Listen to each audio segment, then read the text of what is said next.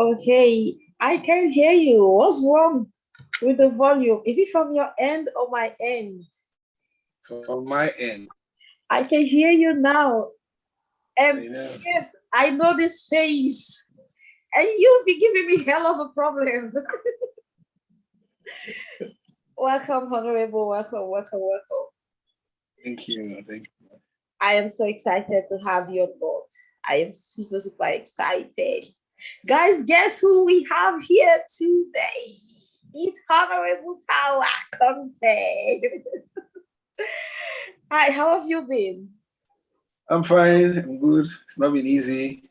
It's been I very know you've challenging. been pulling school like sweetly, strongly, and we're But here yeah, rooting for you. standing. I know. All right, so let me formally welcome you to our program. This is Keeping It Real with Kado, and what this platform does is to open doors, or we create a platform for those that we regard as trailblazers, like people that are impacting their society positively, people that have a story to tell, people that have defeated all the odds that could have stopped them from being who they are today. And Okay. that is a theme of the program. So you are here primarily because amidst all you've been through in life, you are now being celebrated because of your positive contributions towards societal growth. And for that simple recognition, the only way those in the younger generation can be inspired is when they hear your story. So welcome once more. It's the program is gonna last for 1 hour. And trust me, we want to be fully inspired from the start to the end. And when we eventually end the program, we want to go back home with so much inspiration from you. So, Okay. as we start, who is Honorable Tawa Conte? We don't want to Okay. know. We don't want to know the current Tawa. We want to know the Tawa that prepared you to the current Tawa that your generation is celebrating. So go on and tell us about yourself. Okay. Don't ask, but I will find words to define and to describe who Honorable Ibrahim Tawa is. Like you said, it's not the Tawa that is in parliament now, but it's the Tawa that have jumped all the crucibles, that have jumped all the hurdles, that have surpassed all the barriers, that has defeated all the myths set aside by society, because we are living in a society wherein people that get to this point are people born from very high places, born with silver spoon, grown up in or attended good schools, so-called good schools, not government school in those days, the few private schools that were around, but that was not Tawa anyway. I was born in a very small community in Casville, Lumley. Okay. Four, we moved to the slum area at Beechwood, Cape Town. We were the first inhabitants to start residing in that area. I grew up throughout my life living around Beechwood, Cape Town. It's a slum. It's a difficult place. It's called Cape Town because it's crab infested, and these are not the normal sea crabs that you know. They are the what the Albanians call ostrich crab. So I grew up in that area, and growing up in that area, I taught myself so many things. You cannot go up around Cape Town, around Beechwood in that particular area without learning the following things. You must know how to fishing, that's A. Okay. Art of climbing tree, that's B. You must know how to do poultry, because we were very, very close to the Chinese, where Okay. the raising their poultry. At that time, there were only two poultry farms available in Sierra Leone or in Freetown. That is Flood at Collegiate and the Chinese at Beechwood. So if you go up at Beechwood, You must learn how to put the setup. You must learn how to rear chickens. You must learn how to cut chickens. You must learn how to clean the chickens. You must learn how to transform from what they were to what is sold in the market.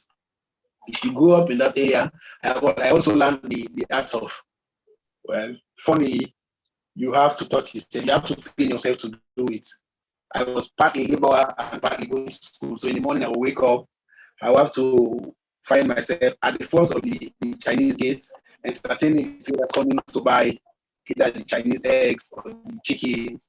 So who are there to help those traders moving their goods from the buying point to the transportation point. So at the end of the transportation, we are paid some, and those sums are used to pay my fees. Those sums are used to buy books. Those sums are used to attend to my schooling needs because I lost my mother at the age of 11. Oh wow. So you started Yeah, fending for yourself right from that stage, right? I started training myself and I grew myself up from the age of 11. I lost my mother at age 11 and I was just in primary six. I'm just taking the NPSC examination. So I had to I had to develop myself from that point. So from that point, I learned everything with the exceptions of the following. I didn't steal, I didn't gamble, I didn't smoke, and I did not drink. But I've done everything down to doing night soil, if you understand what it is. Oh wait. Down. We have to commend you right from there. Guys, did you hear that? He lost his mom at age 11, and right from that point, he has been taking care of himself.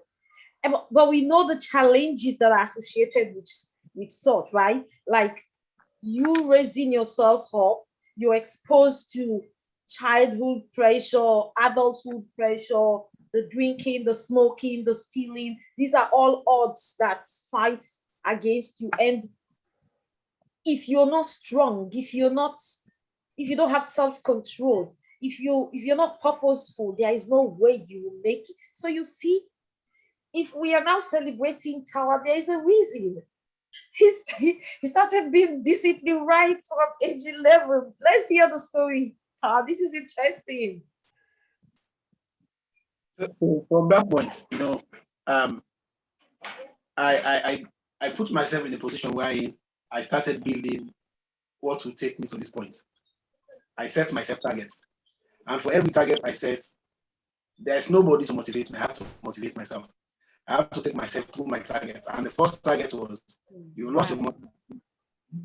Though my father was alive, but my father, it was compressed, or the shock of losing his wife at that point. Because my mother was like, it's bad work. My mother was like, it's key advice. And my mother was like, it's everything. He was relying on my mother fully. Not as if he was not able to fend for us. He was the breadwinner of the family. My father was an auto mechanic, by the way. I was not born by a man that was educated. My father was one auto mechanic. Okay, so this is a true case of your background does not determine your destiny. Okay. Oh yeah. So when we lost my mother, it was like a shock right through. So nobody was like, who would advise who? Everybody was trying to grapple with the fact that we have to put ourselves back on track. So I set myself targets every other period.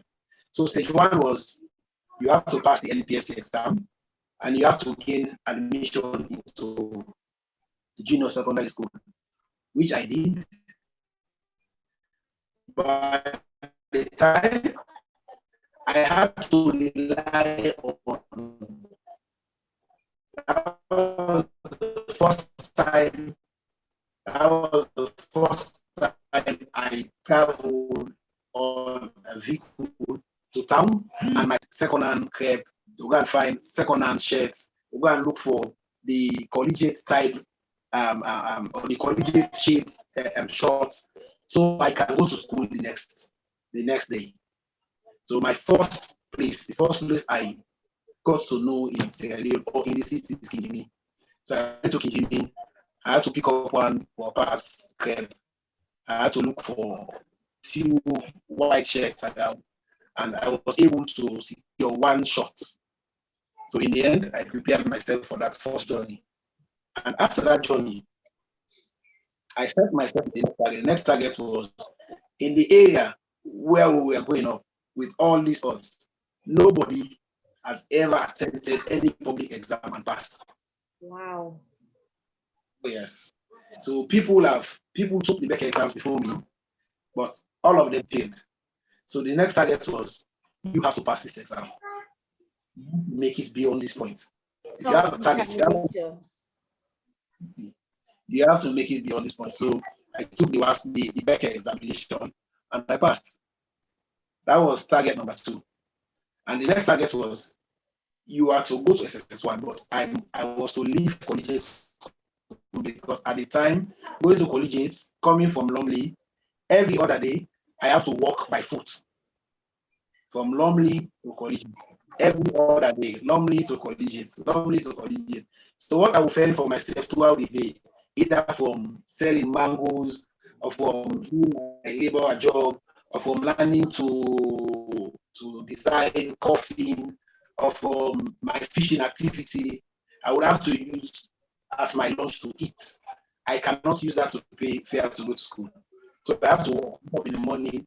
I will go through Store Road, through Beaches Council, come down Smart Farm, and I would find myself at the entrance of Smart Farm, the junction of Smart Farm, and I walk my way to Colgate, and I will have at least 100, 200 euros to eat for the day. So when I took the Becker examination, I had to leave Colgate and move to services. I came to services. Culture shock. It was a terrible situation because I have been in all boys school for 3 years. So now I moved into a school where it's a mixed school, boys and girls. So it's a culture shock. So I have to reintegrate myself. I have to bring myself back to a situation where I don't know people. That's the first time I've interacted with every other person and sitting in a class with girls. My first day at services, SSS1, like I said, nobody has ever taken the back exam in my area and passed. So I passed, moved to another school. So now the first target to go to school is changing those uniforms from collegiate to services. And at the time, I wasn't able to raise any money to buy the uniform. So I had to rely on the used uniform that my cousin that was attending services, who had taken the Becker exam, to start my. That was the first uniform I had. So I started SSS1 and I set myself the next target. The next target was this.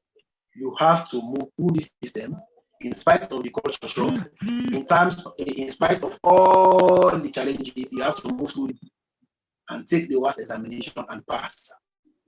And in my journey at services, I went there with used uniform in SS1. By the time I got to SS2, that used uniform has worn out. So I was wearing the uniform at the back. And those were not uniforms that were used by you. They were uniforms used by someone else, right? Those were uniforms used by my cousin that was in JSS. Use them. I have to repeat them in SS2. So they were completely worn. Did you hear that? I have to regularly take them to the tailor to mend them for me, to fix them, especially at the back. And you will see the thread all over. But I was not ashamed to go to school, even with those torn uniforms, even with the leftover shoes, the leftover clothes that I would collect from my friends, from my cousins, from people around. I was not ashamed to go to school. I was still going to school with them. And even with that uniform, I was able to be qualified among the best people in SS2, and I was made school prefect at services. Coming from collegiate, I came to service at SS1, and in SS2, I was school prefect.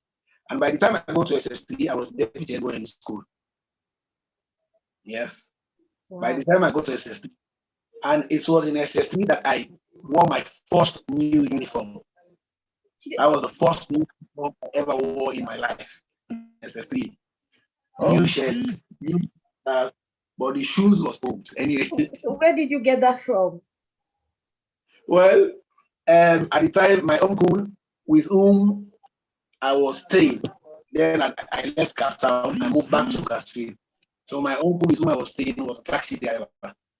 So while I was in SS2, because he realized my situation was bad. So in the second term, he promised that if I passed to SS3, he would provide me new. You. So it was a target. So if you want to put on a new uniform, you must pass the exam. And I Wow. passed it first. Wow. I I came first that year.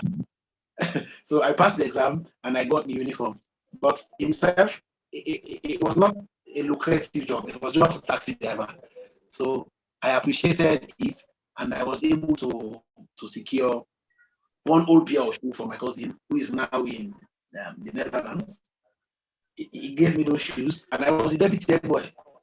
So moving on, I had this aspiration to go to Fabe College, and I had to do that aspiration. I did not want to go at the time. IPAM was not. It was just coming up. It was only Mr. Magai of Fabe College or teachers. that was in 2002, It was in 2000. 2003. So when I took the last exams, I got requirements to go to Fabe College. And I was in Fabe College year. I'm in the second year and I met you.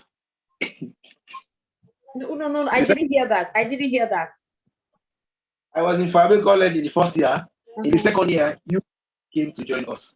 Yes, that was in 2003, right? Because I went to uni in 2003.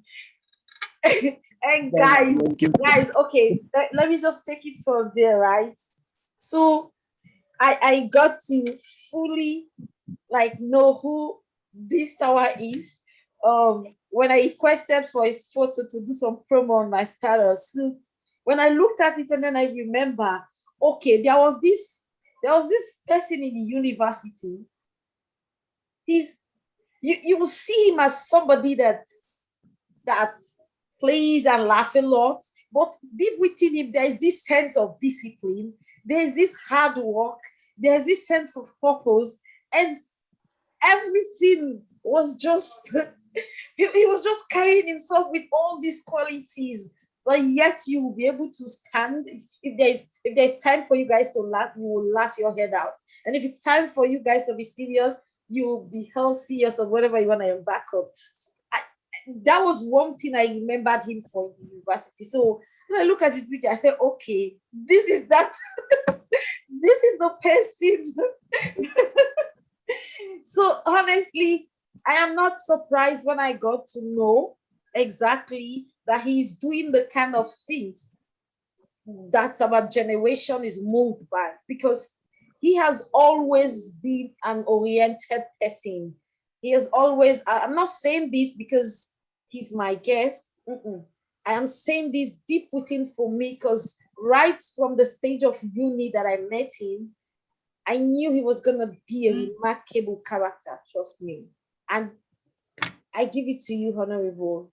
I must say, I am really pleased by everything you're doing. And there is not a single Sierra Leonean, let's forget our political affiliation, there's not a single Sierra Leonean that will be blinded by your actions, because you're inspiring us in so many ways, especially for those that want to go into politics. You are a blessing to our generation. Let's continue. Guys, there is a message of hope in this story. Don't go away. Please sit back and let's continue to inspire ourselves. The ball is in your court, Honourable.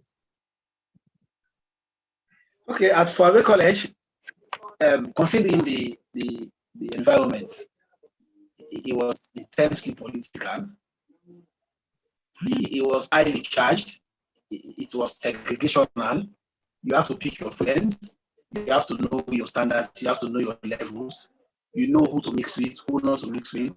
You have to maintain a particular level of life for you not to miss that aspiration you have. So when I got to Fabe College, luckily for me, I had something that the college needed. That was my footballing prowess, because I was a footballer. I go up, play football, I was a goalkeeper. So at the time, my Hall did not have a goalkeeper. So they needed Tawa to go to Bible Hall. And Okay. coincidentally, the all working at Bible Hall then, Mr. Kenneth Osho, my aunt. So it was easy for me to go to Bible Hall. When I go to Bible Hall, I was able to secure a home. That was the first blessing I had at Fabi College. Because Okay. I was I was of border and I can still play. I was still young. I was very young when I got to college. So I was very active in football. So Bible Hall needed me. So myself, Samuel Lalo, and few others, Kelly, that were very active in sports, were caught up by people like Kasiaji and others, and we have moved to Bible. So we got to Bible Hall, and I was given a home. And I was given a home in Siberia. And if Nice. those who know Fabi College know Siberia. Siberia has only 4 rooms. And those 4 rooms are the coldest in the entire college. Very cold. It is always warm. The place is I have to manage it. For Fabi College, because I cannot go to cafe regularly, I don't have the funds to go to cafe regularly.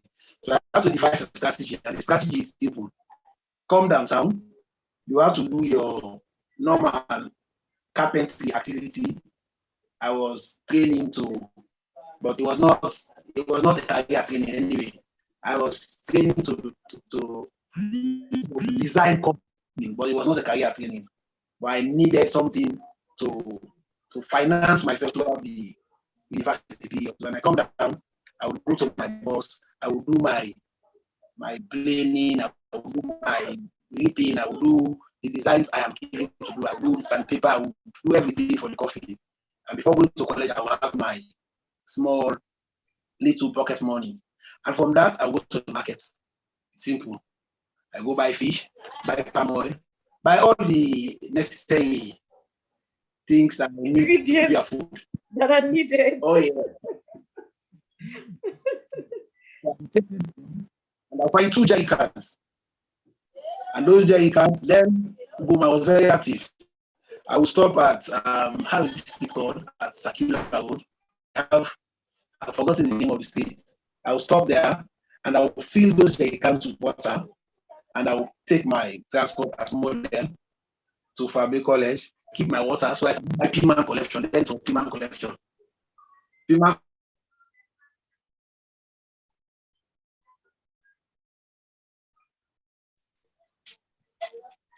I cannot afford the Piman collection. So what I will do is bring 2 jerry cans of water and I will have all my ingredients. Because it is Siberia, it has a natural refrigeration.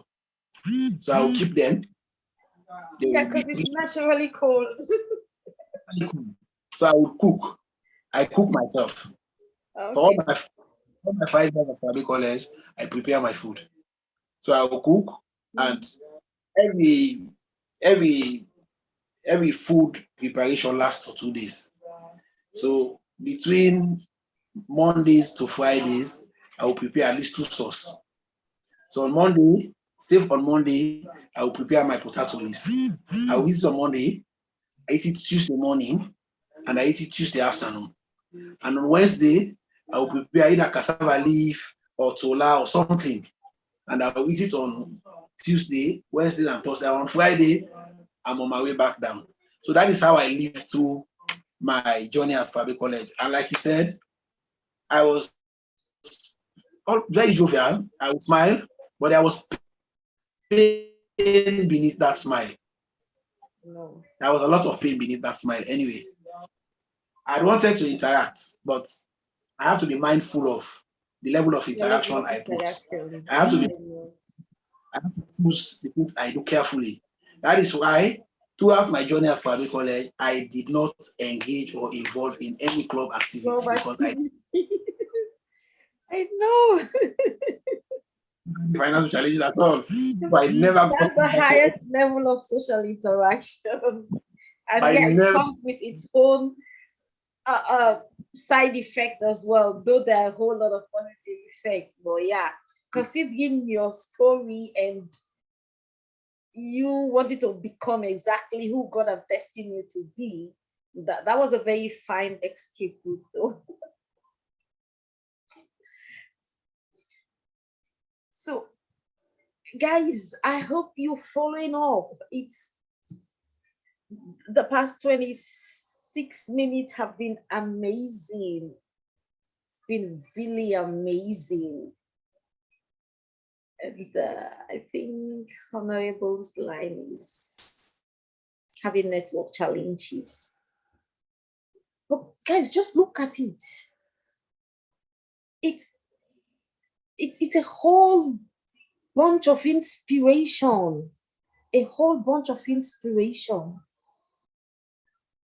A whole bunch of inspiration from all what he has been saying for the past 26 minutes. I'm sure you've gathered a whole lot from it. And the beauty of sharing stories is the message of hope that we get from that story. And that hope in Honorable Tawa Conte's story is so clear. From every point of his explanation, you can see the hope, you can see the inspiration, you can see the determination. And we're also getting to the next stage because we're getting to the second stage now where he's going to tell us the strategies that he employed in order to be the person that he is today. And at what point did he discover his calling? Like, okay, I'm cut out to be a politician. I'm cut out to be somebody that is different. I'm cut out to be an inspiration. My my desire should be a better civilian. At what point in life did you discover that? But before that, I mean, let's continue, Honorable.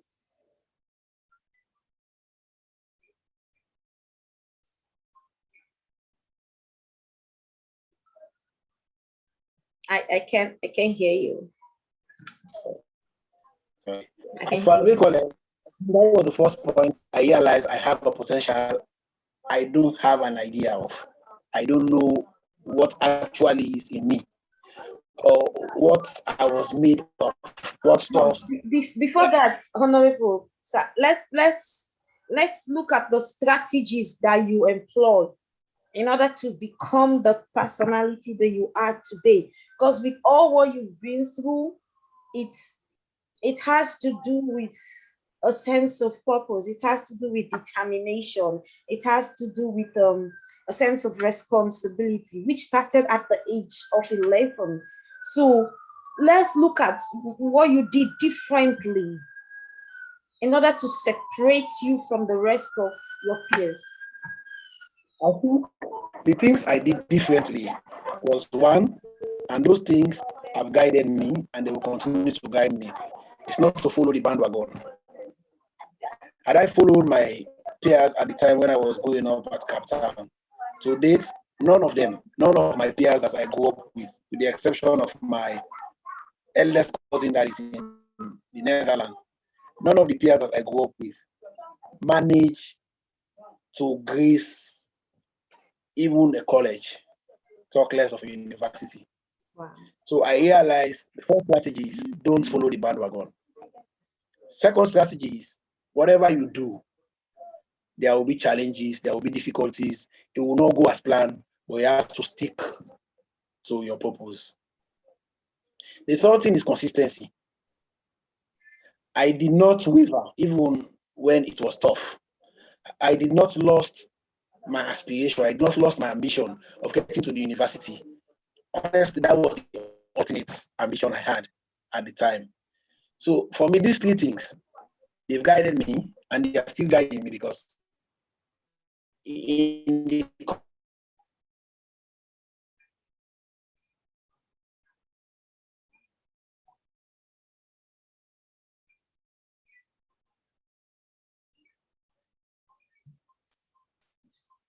I think Honorable Tawa Conte is having okay, we have him back. right? Yeah, so let's just go over the three things again for the benefit of those that are watching. The three things that you said served as the main ingredients that molded you into the man that you are today. What are they? The first is not to follow the bandwagon. Okay. I said the where I grew up at Cape Town, Uh-huh. all of The exception of my eldest brother, my eldest cousin that is in the Netherlands. None of them have managed at any point to grace the university. And I followed the pattern that, okay, when we raise whatever we raise from our activity, I should go and do this. I want to go and attend TBS. Then it was TBS. I want to go and attend Cornwalls. Honestly, I would not have been the Tawa that I am today. The second thing is consistency. You must be consistent in whatever you do. Okay. Challenges will come, difficulties will come. You have to be consistent. The third is you have to stay focused. Whatever it is, if you are not focused, if you don't get your act right, you will be lost, even with your aspiration, even with all your good ambition, even with all your belief. You have to be focused. So those three things, they've guided me throughout, and they are still guiding me. Because in the current trend, if I have to join the bandwagon and follow the wind, that okay, it is politics. I know it is politics. It is normal. Whatever we do, whatever we say, politicians are deemed liars. So you either fit the lane or you don't join us. So if I want to follow the bandwagon, I'm sure we will not have any light at the end of the tunnel. There will be no hope. There's nobody to look up to, especially for young people. So for me, those three things, they've guided me through to this point. Okay, so for the purpose of emphasis, guys, the three things are self-control, like having a mind of your own. He spoke about consistency, and he talked about focus mindedness. So, if you want to do things differently, especially if you find yourself in his situation that he was, these three things should be your guide. Those are the three things you need to employ. I mean, you sleep and wake up with them. Challenges may come. Let's don't even joke about it. At every phase of our lives, challenges are bound to occur. And if you're young, growing up, we all know the core challenges mostly is peer pressure. Like we'll be tempted to go the wrong path, to do the wrong things, to follow our friends, to drink, to smoke, to go to club. Those are not bad things because there are a lot of people who practice them and they're excelling today. But what we need to understand is the individual differences. We are all different. Some people can manipulate their way through, others can't. Even with marijuana also, some people can smoke it and remain healthy. People smoke it. A lot of young people in universities smoke it, and that is their point of meditation. That is their point of reasoning. They go for their exams, they sit, they pass and excel in all spheres of life. Others take it, they run mad. That is to tell you that we are all different. So you look at the things that match up with your body components. You look at the things that works well with you. You look at your nature, and then you can able to determine what is good for you and what is bad. And if that is the case, do the things that align with your sense of purpose. Basically, that is what Honorable is saying. And yes, I mean, there's a message of hope. And that hope, I'm sure you've been able to get it from his story. He's not yet done. He's not yet done. So for me, those three things, they've guided me through, like I said. But most of all, what I did not lose sight of at all, and I will never take my eyes, my heart, my body, my mind from, is the fact that I have never lost sight of where I'm coming from. I always remind myself that I have grown up through a very difficult path, and there are thousands of kids that are going through similar paths. There are thousands of Sierra Leonean children living in slum areas. They have not seen themselves as coming up to challenge for the highest position in the land, or challenging for any position at all. I think from what has transpired, from what is in Tawa today, came from a slum to this point, it gives hope to everybody. And for me, I don't want to lose sight of that, because if I take my eyes off that, I would be carried away and I would be tempted to follow the bandwagon. So for every other person, it is no sin to be poor. It is not a crime. It is not a crime. No. It's not a crime. Mm. But it is sinful for you to To be poor remain and not poor. propose. Yeah. Let Poor me and not help to you have to buttress. It is not a crime to come from a poor background, but it is your yeah, responsibility to change that narrative. It's sinful to yeah. remain poor. It's sinful. You must have a sense of purpose. And that sense of purpose, whenever you move a notch up, you should always be reminded that it is the same Tawa that came from the slum of Cape Town. It is the same Tawa that was living in Cape Town serving as laborer. And that It is comes the with same, a sense of humility, right? yeah, because Meaning, those things keep within the cycle. meaning if your background does not humble you, nothing else will. No, nothing else. Nothing else. Okay. Nothing else. Absolutely. Okay. So now let's because we have about how many minutes? 22 minutes, and we still have a couple of questions for you to answer. So let's look at the points in life in which you were able to discover that this is your calling, that this particular career path aligns with your passion. At what point did you discover that? Like I was saying earlier, even at Fabi College, I never knew I had something that people needed. I never knew that there is something in me that can add value to the Fabi College society. So it was at Fabi College that I was forced and picked to contest as a student representative council member. And I won, interestingly. But even Okay. at SIC, even at SIC, it was like a joke for me. We go there, we discuss few things about the college, and that's it. We have a speaker. Now I think it's Ibrahim, it's now a lawyer Ibrahim Soi was our speaker then. So at Fabi College, I was a member of the Students Representative Council.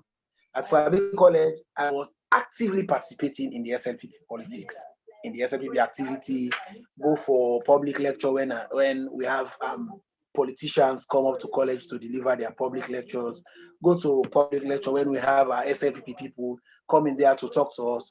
So I was not seeing myself as an active top player, but I was seeing myself as a middle ground player that can join in and make a difference.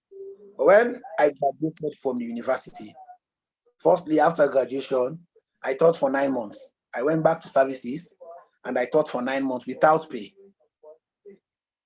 I was only included in the government voucher 3 months to me leaving the teaching service. And it was my activity at Fuabe College, my humility at Fuabe College, my being jovial at Fuabe College, my friendliness at Fuabe College. It was that activity that got me a job. Because it was Janice, an islander, that took me by the hand. She's Oh, like a sister. It was, wow. ja- it was Janice, an islander, that took me by the hand and brought me to Skybank in the interview at Skybank. Oh, that's so sweet She of was her. employed. Yeah, it was like she was employed a week, and she was asked, "Do you have anybody that you want to bring into the employ that you think is good?" So "Oh, yes, I have a friend. I will tell him to come." And she called me. And by the way, let me mention it. It was my first mobile phone was given to me by Janisa as well. Oh my God, Janisa, thank you very much. First mobile- Just in case you come across this this episode, I want you to know that I salute you. Those are the kind of acts that we are looking. Honestly, we need people that will look out for us. We need people that will know our strength and help build us. So thank you, Janisa. My respect for you has grown exponentially. Thank you very much. So it was Janisa that took me by the hand to Skybank. It was Janisa that gave me my first mobile phone. I cannot remember. It's 8210. Yes, Nokia 8210. I remember the exact. So it was Janisa that gave me that first mobile phone, and even when I got through the interview, it was Janisa who pushed her husband now, then her fiancé then Jalil, to buy me tie, to buy me some nice shirts and all to start the bank training. Oh, wow, So I Janita, you don't know what it means for Tawa to, oh my God, to mention all of these in a forum like this, in which thousands of people are going to watch this video. Tawa, you've just exposed Janita because there are a lot of people that will go after her because of her kindness. You need to help a whole lot of others. Thank you, Janita. I'm proud of you, I swear. so when I joined the bank, I was in the bank and I was very active in politics as well. So in 2012, when we lost the election, I aspired for the symbol in constituency 112 then, Lumley. But I lost the symbol, and at the same time, I left my job at Skybank. So after the election in 2012, Uh-huh. I sorry, are you getting me? Yeah, yeah, yeah. Okay. I'm with Okay. you. 2012, I aspired for the symbol to contest as a member of parliament, but I did not get it. But I did not lose hope. Mhm. As consistent as I used to be, I know when you rise and fall, you have to get up and move again. So I lost the symbol, I lost my job, but I came back into the banking sector in 2012 in December. I joined EcoBank, and while I was in EcoBank, I was still going around keeping a new strategy to get myself back into the political realm because I knew at that time that my background can help shape things in society, that I can use my suffering, my knowledge as a sufferer, my knowledge in suffering to transform life. So I came back in 2018, aspired for the symbol, and I got it, and I won the election. And here am I today, member of Yeah, parliament. and everywhere. Tower, tower, tower, tower. So, okay, let's look at the things you're doing currently that are putting you to the top. Like everybody shouting tower, tower, tower. What do you think you're doing differently that others are not doing? Let's say Uh, other honorable members. Let's be specific here. What are you doing differently? I think what I'm doing differently that other colleagues in parliament are not doing is to believe in Sierra Leone. I believe in Sierra Leone. And in believing in Sierra Leone, you'll be a member of a political party, as I am. I am a member, die-hearted, of the Sierra Leone People's Party, and we are in governance. But I believe in Sierra Leone to the point that what is right, I say it right. What is not right, I say it's not right. Even if it means I'm going to stand alone, nobody will be there with me. If it is not right, I will fight it through, I will push my way through and say it is not right. Even if it means I would have to climb the treetop to shout alone that this is not right, I will do it. So that is one. Secondly, is is to believe that what is written, what is designed, and what is stated in both the Constitution and other acts that Parliament have passed before us, and that this Parliament has passed or is still passing, we have to treat them as if they are the guiding principles of our lives. We have to believe in them. So I have believed in the law. I have believed in following the process and procedure. So if anybody wants to breach the process, whether that person is in the SLPP, whether that person is in the APC, I will say it as it is. For example, there was a time when a bill was brought to Parliament, a finance bill, that was asking for unaccountable interest for the office of the president. In Parliament, there is a culture, and whatever that is tagged to the presidency, nobody debates it. It is passed, and everybody agrees. And I said, no, it's not right. I am member of the SRPP, and I know what our manifesto says. Our manifesto speaks to the issue of accountability. And if we are saying we are going to include in this bill an unaccountable, the word is unaccountable influence, then it means from the beginning we are defeating our manifesto commitments.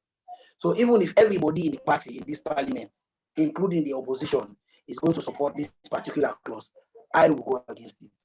and I went against it. I shouted in parliament. My voice could not drown the voices of the others, because in parliament is collection of voices, and whatever decision is taken by parliament is a decision of parliament, whether you disagree or not. So because I know I could not win that particular discourse in parliament, I took it to the next level, bring it out to the public, let the public got involved in the discussion, and in the end, good reason and provident leadership, the president, when that bill was taken to him, he did not sign it, sent it back to parliament, and that particular clause was removed. So for me, these are the things that I'm doing differently in parliament. Outside parliament, in my constituency, like I've stated earlier, is the fact that I am always reminded of my background. So I see myself as a priest. It is fortune. I have to be very honest. It is fortune for me to have come from that far to this point. So I know fortune has graced my door. So I don't take that fortune Okay. and run away. Yeah. I see that fortune as something, as a package that I should share between and among society. And I see one of the most important components of that fortune as education. Hence, the first thing I did as a member of parliament is to construct a 15 classroom multi-story school building in the most impoverished community in my constituency. That's number 9 Apparently, community. that was going to be my next question. Like, considering what you've been through, you breaking the barrier of selling through all the exams that kids in your zone couldn't sail through. So now, what have you done to ensure that kids get embraced with educational reality? And you just mentioned it. Congratulations. That was the first project. I built a multi-story school, 15 classroom, fully equipped, fully furnished.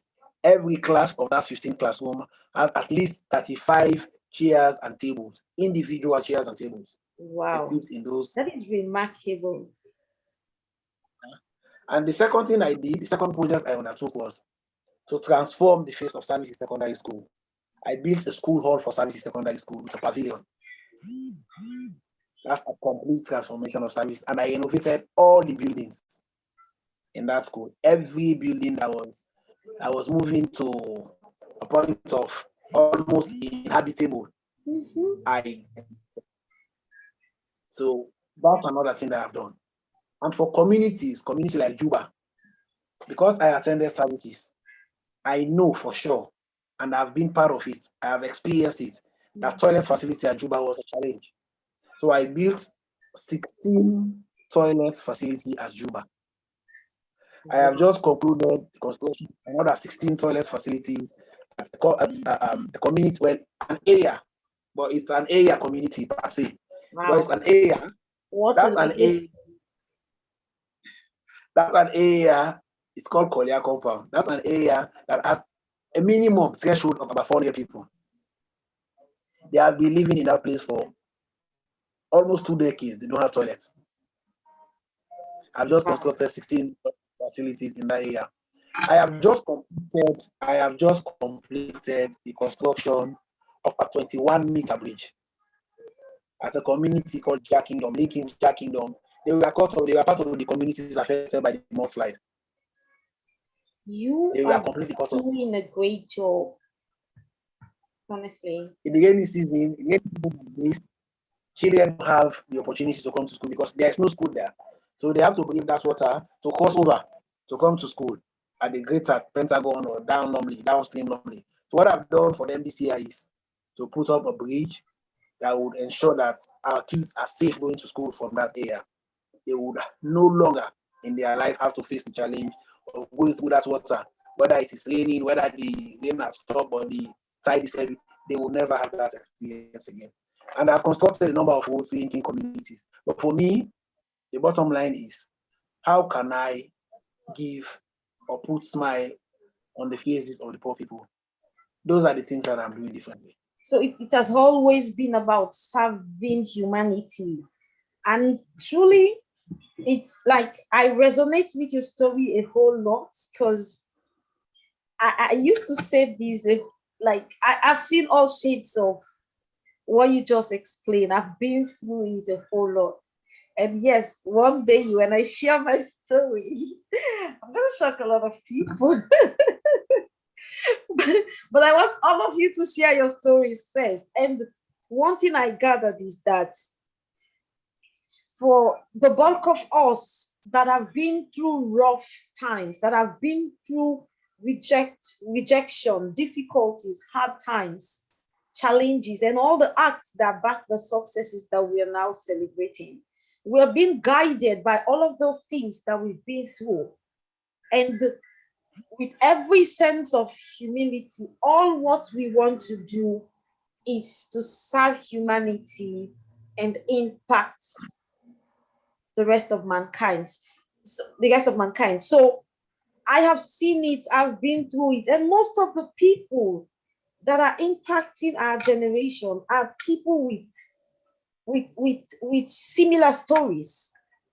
So you see, it tells you that when you've been through difficulties, when you've been through hard times in life, you will get to know exactly what it feels like to go to bed hungry, wake up the next day with an hungry, so with an empty stomach, but you're still being reminded of the fact that I have to do this, I have to get this done, I have to go there, I have to go to school, I have to work, I have to do everything to make sure I prepare for my future. And that is all I've seen in you. Honorable, we have 6 more minutes. Now, I want you to use 5 minutes to send a message of hope, a message of inspiration to your mentees, to those in the younger generation, and to every other Sierra. Because I'm not sure you've shared this story in any other platform. So everybody sees you as an icon, everybody sees you as somebody, as a force to reckon with. Everybody sees you as a huge inspiration in our generation, but they don't know the factors that molded you to the character that you are today. So, for all of those people that want to be like you, but are going through difficult times, kindly drop a message of hope and inspiration to them in the next 5 minutes. Thank you. Firstly, I would want to say, before giving the message of hope, and you've made mention of something very important, that someday, sometime, we will sit back and hear your own story. And I think in that story, from my end, and that point where I've interacted with that story, I knew there are few things that will not go by very easily. And the first is your steering hole in the cry of the Willy Virgin. Do you remember that? Do you remember No, that? come back, come back. I didn't hear that. In your story, in your own story, when Uh-huh. you will share your story. Uh-huh. So what I would want to, the part that I have been in that story, I think the first is, I am not surprised to see you from that point, because your steering role in the cry of the unwilling virgin, Oh, that was exceptional. That was exceptional. That was the first time I knew that, oh, this woman is going to be somebody thank going you. to. And second, So you remember second, that? I'm sure you can remember, I'm sure you can remember the visit of, is it Somalin? Yes. Okay, you can remember the skit we acted with Emudu. And you can remember the song that you led us through. Mupo me, but Mupo Bana. Oh, yeah.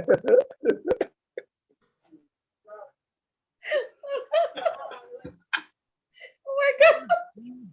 So the first point, So you remember so the all those first point of things, Honorable. inspiring, the first point of inspiring them is, from among your peers, you must see people that you benchmark, and you see, oh yes, this one, she has or he has a potential, and I want to see that potential in myself.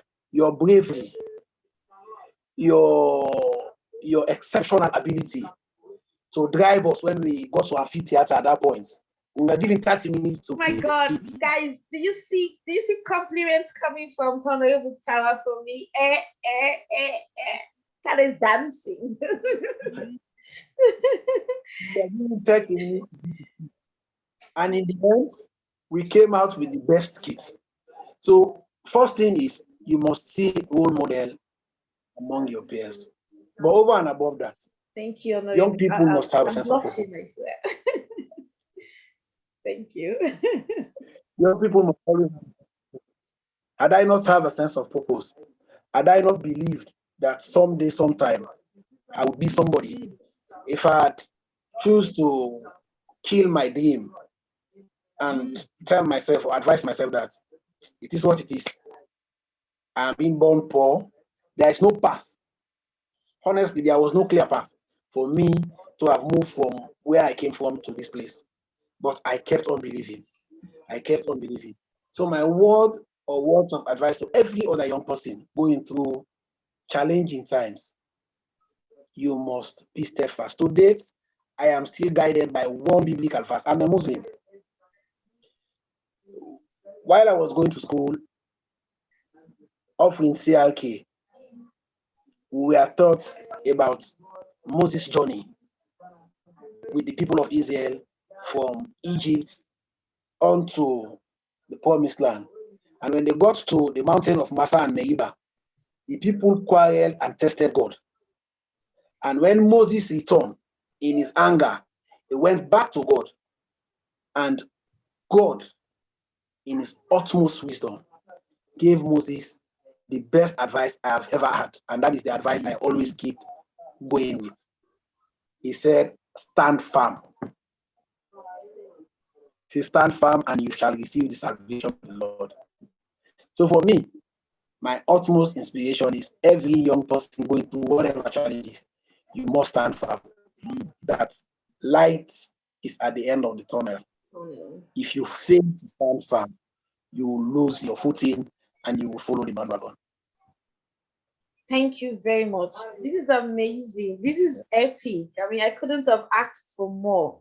I gathered a whole lot and I was just shaking my head right through because honestly, looking at somebody who is a huge blessing out there, but yet that person's story has not been told, and all what people do is gravitate towards towards his present, towards the personality that he is today, without knowing exactly his story or what he has been through. So now that they've been opportune to hear your story, it's gonna be a whole different ball game. And please continue to be the unadulterated version of yourself. Do not change. Sierra needs you. A lot of people need you. Our generation needs you like we can't even overemphasize that fact. And guys, you've heard him. The message of hope needs not to be overemphasized. It's been inspirational right from the start and to the end. I am excited because this is exactly what we need. This is exactly what we want from a guest. And this is exactly what he gave us. You had the key things he said. Um, is it to be decisive? Yes, to be decisive, to be consistent, and to remain focused. Those three things left in my mind. I hope you keep them as well as you go along life's journey. And you had all the barriers that he has broken. Like nothing, there's not a single challenge that he hasn't defeated in life. It's not rocket science. It has to do with a sense of responsibility, with a sense of purpose, with the strength of character. And all of those things are embedded in him. Those things can be embedded in you as well. All you need to do is to have the right mindset, and you will be exactly who you want to be. Don't forget that the sky is wide enough for millions of birds to fly without colliding. You can always tap on your strength without without being defeated by your challenges. But on the other hand, by you defeating your challenges. Thank you very much, Honorable. I am proud of you. I'm sure everybody out there that is going to watch this video will be so, so proud of you as well. And may you continue to enjoy preservation in life. We appreciate you so much. Thank you. Thank you. Okay.